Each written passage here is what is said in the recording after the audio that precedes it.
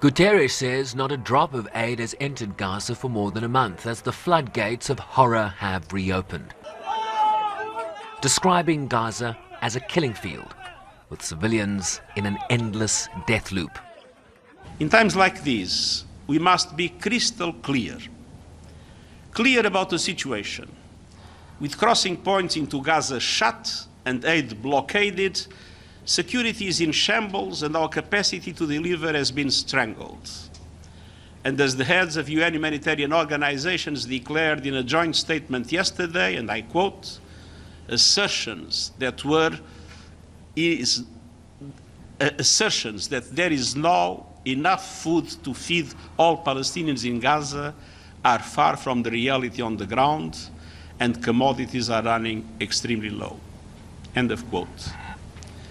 We must also be clear about the obligations.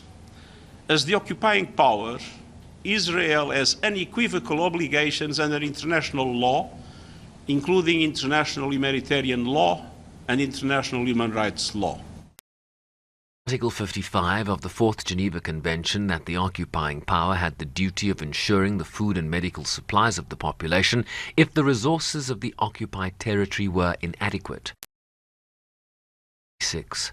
That to the fullest extent of the means available, the occupying power had the duty of ensuring and maintaining the medical and hospital establishments, public health and hygiene in the occupied territory.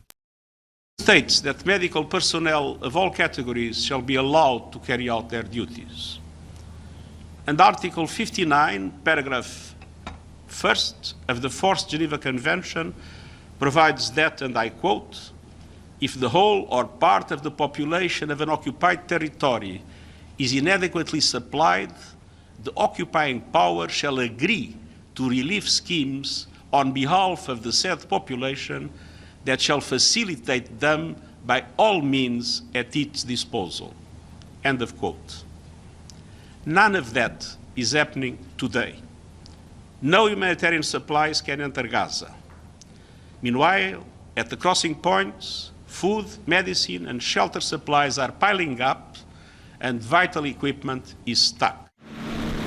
On a new Israeli proposal for a structured monitoring and aid entry mechanism for Gaza, which COGAT, the arm of the military that facilitates humanitarian initiatives, says will enhance oversight and accountability and ensure assistance reached the civilian population in need and was not diverted by Hamas.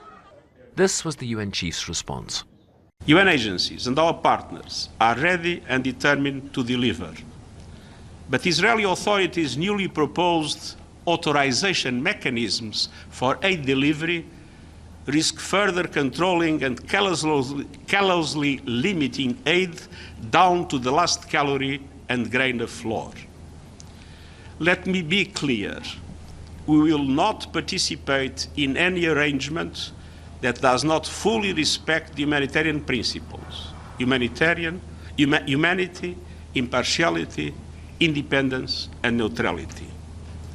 Unimpeded humanitarian access must be guaranteed, and humanitarian personnel must be given the protection that they are accorded under international law. The inviolability of United Nations premises and assets must be respected. And I call once again for an independent investigation into the killing of humanitarians, including UN personnel. As a genocide. Of genocide in Gaza. The situation is sufficiently horrible not to be worried with the semantics. There is a competence of the International Court of Justice, and the International Court of Justice was seized exactly in relation to that. And the International Court of Justice is a body of the UN, and I respect the decisions of the International Court of Justice. Acknowledging that the world was running out of words to describe the situation in Gaza. The Secretary General also stated that the current path in Gaza was a dead end and totally intolerable in the eyes of international law and history. He lamented the additional risks of the occupied West Bank transforming into another Gaza and making the entire situation much worse in the region.